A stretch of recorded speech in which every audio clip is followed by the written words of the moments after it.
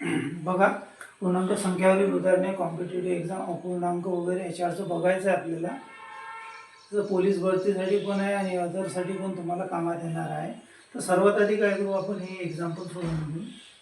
1 2 3 4 5 आणि 10 नंबरची. त्याच्यानंतर मग हा पार्ट बघू.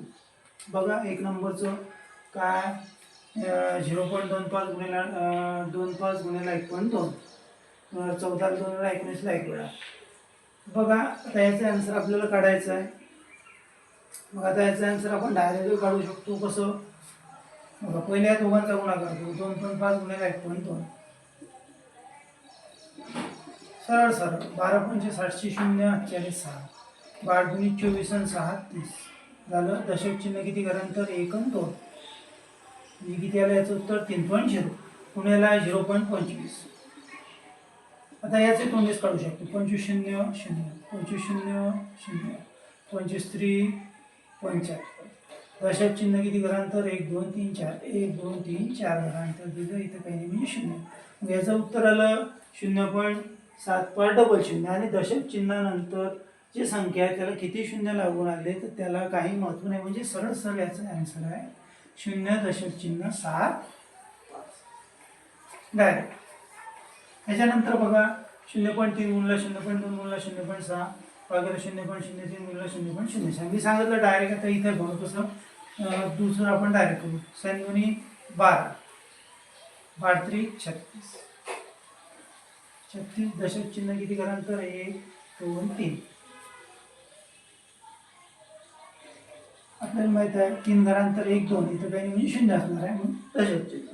त्यानंतर तसंच करायचं. 37 18, सरळ सरळ. दशक चिन्ह 1 2 3 4 घरानंतर, 4 घरानंतर दिलं. भाग जाते 18 1 18, 18 2 36. याला 0 दशक चिन्ह 0 2, याला 0 दशक चिन्ह 0 0 1. बरोबर आहे. 18 1 18, 18 2 36. आता काय करायचं आपल्याला, हे दशक चिन्ह काढून टाकायचे. आता दशक चिन्ह काढायसाठी आपल्याला दशक चिन्हानंतरची घरं बरोबर करणं गरजेचं आहे. इथं छेदामध्ये दशक चिन्हानंतर 1 2 3 घरं आहे, पण अंशामध्ये 1 आणि 2च आहे, म्हणजे 0 कुठं वाढावं लागेल अंशामध्ये. मग अंशामध्ये जर 0 वाढवलं समजा 0 0 2 0, इथं झाले 3. आता इथं ऑलरेडी आहे, मग दशक चिन्ह निघालं. म्हणजेच काय राहिलं 20 भागेला 1, म्हणजेच उत्तर किती आहे, सॉरी हां बरोबर आहे 20 भागेला 1 म्हणजे 20. अशा पद्धतीने याचा आन्सर आहे 20. इझी करता येते, काही जास्त गुणाकार आणि हे ते करायची आवश्यकता नाही.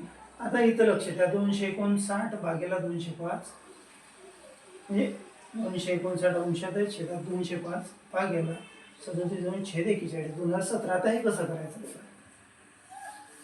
थर्ड नंबर 259 डिवायडेड बाय 205 हे आहे 37 भागेला 41. आता भागाकाराचं चिन्ह काढायचं, याच्याऐवजी आपल्याला गुणाकाराचं टाकायचं, मल्टिप्लिकेशनचं. बघा कसं होईल, 259 डिवायडेड बाय 205. हे जसं पहिलं जसं या तसं. इथं भागाकाराच्या ऐवजी ज्यावेळेस आपण गुणाकाराचं चिन्ह टाकतो, साईन टाकतो, त्यावेळेस अंशातली छेदात, छेदातल्या अंशात संख्या जाते, म्हणजे 41 अंशात जातील आणि 37 छेदात जातील. आता आपल्या सरळ लक्षात येते की 41 याला भाग जाते, देऊन टाकायचं सरळ 5 न. 41 1 41 5 205, 37 1 37, 37 7 259. आता तुम्ही म्हणसाल कसं केलं, चटकन आपल्या लक्षात येते.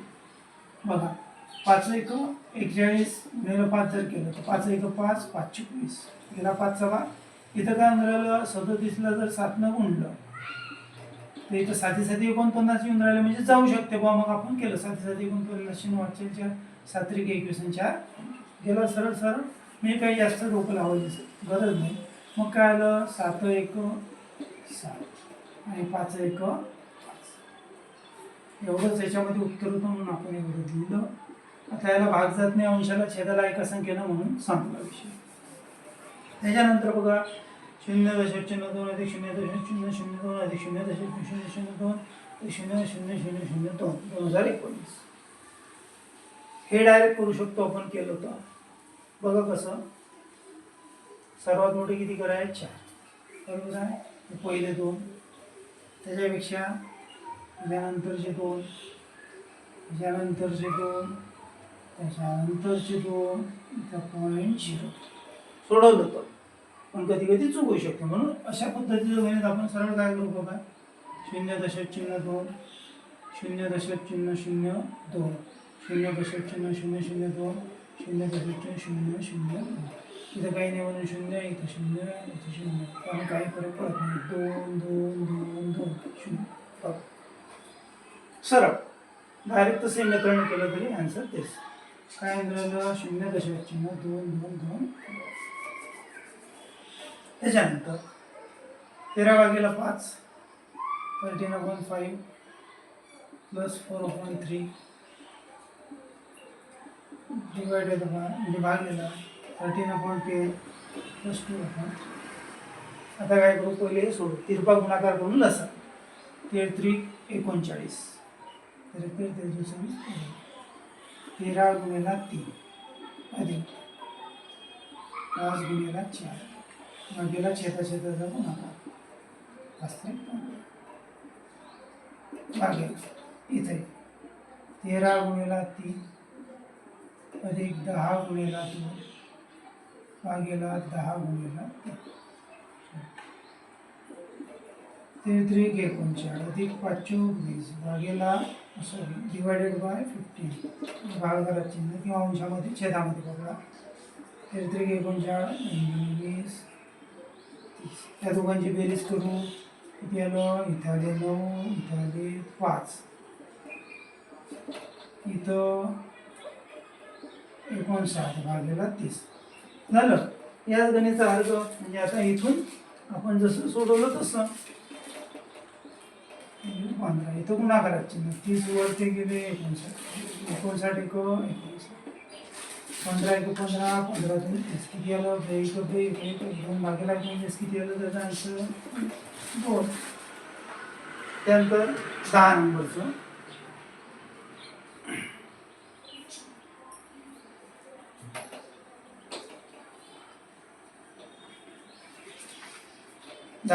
बघा हे आहे. मग आता हे कसं सोडवायचं अशा पद्धतीचं 7.3/5 अधिक 3.3/4 अधिक 4.1/2 याचं उत्तर काढायचं. बघा सरळ सरळ एक समजावून सांगतो कसं 7/5 अधिक 3/5 4/3 अधिक 3/4 किंवा 2/4 अधिक 1/2 अशा पद्धतीने या दोघांचा गुणाकार करायचा त्याच्यामध्ये अंशाची संख्या मिळवायची छेदामध्ये 5 जशा तसे असं सर्व केलं आपण. तर काय होईल 7 × 35 35 आणि 3 38 4 3 12 आणि 3 15/4 बेचू 8 आणि 1 9/2 यांचा लसायचा एलसीएम 5 4 2 5 4 2 पहिले 2 न भाग देऊ सर्वजण 5 ने नाही जात येले जाते बेदुनी 4 1 परत 2 न जाते 5 जसे तसे बेग बी आहे. आता 5 न 1 1 तसा आहे 5 न 2 20 किंवा हा वेगळ्या पद्धतीने 5चा म्हटलं तर 1 गुणिला 5 4चा जर म्हटलं 2 गुणिला 2 त्यानंतर 2चा म्हटलं 1 गुणिला 2 पहिले सारखे असणारे घेतले 2 त्यानंतर सारखे नसणारे 2 गुणिला 5 5 10 20 इथं सुद्धा रसाली याचे 20 आला इथं सुद्धा आपला 20 आला. मग काय करू 20 गुणिला 38/5 अधिक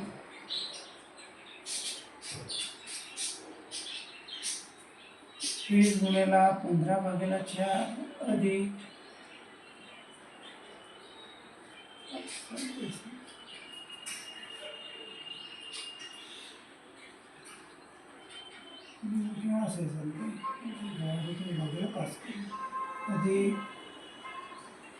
20 गुणिला 9/2 आणि भागेला रसाई किती आलेलं सर्वांचा 20 भाग जाते 5 1 5 5 4 1 4 4 5 20 1 2 1 आहे गुणाकार 8 चूक 32 2 8 3 4 3 12 आणि 3 15 15 5 55 10 9 भागीला बेरीज 5 आणि 2 6 9 7 16 16 आणि 5 21 1 8 317 भागीला 20. आता काय करू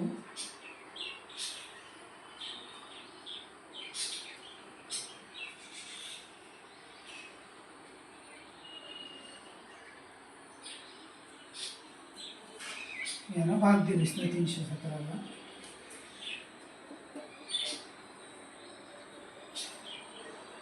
वीस 1 20 1 1 7 20 10 200 20 20 120 जास्त झालं 20 5 किती राहिले 17 म्हणजे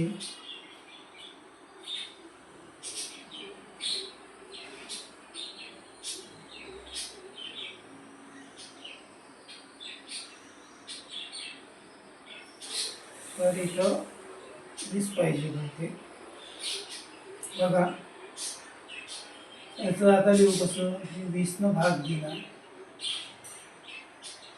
इथं 15 आणि इथं 17 बघा 20 गुणिले 15 जर केलं तर किती येतात 300 त्याच्यामध्ये जर 17 मिळवलं किती येते 317 म्हणजे आपलं गणित काय बरोबर आहे. अशा पद्धतीनं हे एक्झाम्पल सोडवायचे असते.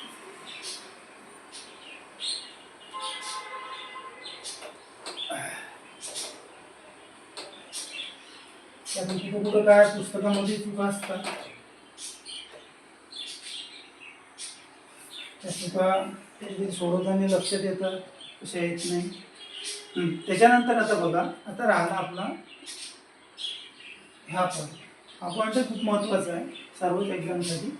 छेद सारखाच असेल तर ज्या अपूर्णांकाचा अंश मोठा तो अपूर्णांक मोठा असतो व ज्याचा अंश लहान तो लहान अपूर्णांक. बघा छेद जर सारखा असेल 3 भागेला 2 आहे इथं जे असते त्याला अंश असं म्हणतो इथं जे असते त्याला काय म्हणतो छेद याला न्यूमरेटर याला डिनॉमिनेटर असं आपण म्हणतो.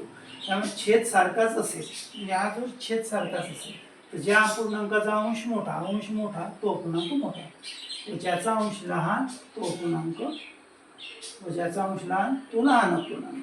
तसंच अंश सारखाच असेल आता अंश सारखे असते तर काय होईल ज्याचा छेद सर्वात लहान तो अपूर्णांक सर्वात मोठा त्या व्यतिरिक्त ज्याचा छेद सर्वात मोठा तो अपूर्णांक सर्वात लहान. आणि इतर प्रकारच्या अपूर्णांकात सरळ दशांशामध्ये उत्तर काढावे त्यानुसार लहान व मोठा अपूर्णांक ठरवावा. आता आपल्याला माहिती आहे दशांश म्हणजे पॉईंटमध्ये. फॉर एक्झाम्पल आपले नंबर लाईन असते इथं असते 0 इकडे असते प्लस 1 2 3 4 वगैरे वगैरे इथे -1 -2 -3 -4 आता इथं काय होते बघा उजवीकडे जसे असाल तशी संख्या मोठी होत जाते म्हणजे 1 पेक्षा 2 मोठे 1 पेक्षा 5 मोठे 1 पेक्षा 4 मोठे पॉईंटमध्ये असेल. आणि इकडे डावीकडे जसे असाल तशी संख्या काय होत जाते लहान म्हणजे इथं 0 या वजा 5 पेक्षा 0 मोठा आहे लक्षात ठेवायचं. डावीकडे जर असाल तशी लहान होते आणि उजवीकडे जर असाल तशी मोठे हे लक्षात द्या. मग आता काय म्हणजे खालीलपैकी सर्वात मोठा अपूर्णांक कोणता. आता मोठा विचारलं आता आपला सर्वांचे बघा पहिले तर अंश सारखे मोठा विचारलं मग आता हाय लागते अंश सारखाच असेल ज्याचा छेद सर्वात लहान तो अपूर्णांक सर्वात मोठा म्हणजे छेद सर्वात लहान आहे म्हणजे हा सर्वात मोठा अपूर्णांक आहे किंवा याला भाग दिलं तरी आपल्याला ओळखता येते. आता खालीलपैकी मोठा अपूर्णांक आता छेद वेगवेगळे आहे आता मोठा ओळखता नाही आहे 3/5 आहे म्हणजे आता 3/5 आहे भाग देऊ 0.65 0.6 5/7 येत आहे 5ला 7 भाग साती 49, 0 7 1 7 27 0.714 झालं. त्याच्यानंतर 9 भागेला 8 8 1 8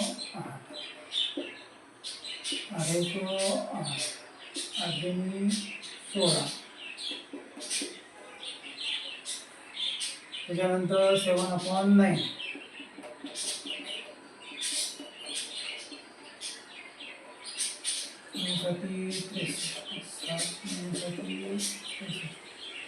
0.7. आता काय विचारलेलं आहे, खालीलपैकी सर्वात मोठा अपूर्णांक. आता मोठा बघा, 0.6 पहिले येतील, 6 नंतर 0.71 येतील, त्यानंतर 7 आणि 1.12 हे सर्वात नंतर येतील, म्हणजे मोठे मोठे म्हणजे कोणचा झाला मोठा 9. लहान विचारला असता तर हा 0.6 म्हणजे 3/5 लहान विचारला असता तर हा, हे लक्षात असू द्या. त्याचप्रमाणे लहान व मोठा अपूर्णांक ठरवा. आता इथं सर्वात लहान अपूर्णांक कोणता विचारला 8व्या घंटा. आता सर्वात लहान असं भाग द्यायचा, देऊ भाग 21 ला 5 5 चूक 20 1 उरला पॉईंट 5 दुनी 10 हे 21 भागेला 5 आलं 4.2 बरोबर आहे. 11 भागेला 3 3 3 9 10 11 2.0 318 318 म्हणजे 11/3 तर झालं 3.66. त्याच्यानंतर 17 भागेला 4 4 चूक 16 4 दुनी 8 4 पंच 20 म्हणजे 17ला 4 ने डिवाइड केलं तर 4.25. त्यानंतर 7/9 0.367 म्हणजेच 17ला जर 4 17 4 झाला 17ला जर 7ला जर 9 भागितलं म्हणजे आपलं 0.77. बघा आता इथे काय म्हटलं, सर्वात लहान म्हणजे सर्वात आधी येणार आहे 0.77 म्हणजे 7/9 हा झाला सर्वात लहान. सर्वात मोठा विचारला असतं 17/4 भागेला 4 म्हणजे 4.25. कारण इथं 0 येत आहे, त्यानंतर 5 येत आहे. तसंच लहान व मोठा अपूर्णांक ठरवा. आता शेवटचं बघा, असंच लहान व मोठा याच पद्धतीने ठरवायचं, कारण अंश आणि छेद सारखे नाही आहे. सरळ सरळ काय करायचं, भाग द्यायचा. 4ला 5 ने मग अशी दिला 4.5 4ला 5 0.0 5 8 40 ठीक आहे. 0.8 11 15 11 15 भाग जात नाही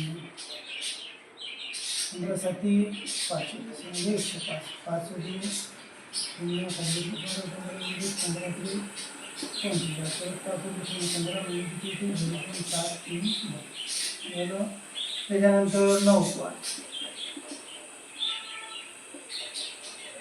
5 1 5 4 5 8 40 1.1 त्यानंतर 5 11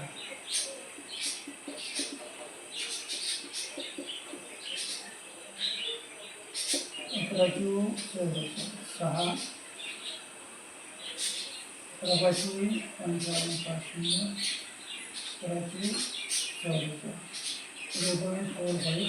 आता काय विचारलं, लहान व मोठा अपूर्णांक. आता लहान म्हटला तर सर्वात लहान काय झाला आपला, लहान म्हटला का, कारण सर्वात आधी 0.4 येईल, त्यानंतर 0.5 6 7 8 9 अशा पद्धतीनं, म्हणून 0.4 सर्वात आधी झालेला लहान. मोठा कोणचा आहे, म्हणजे हा झाला मोठा. अशा पद्धतीने हे सोडवायचं.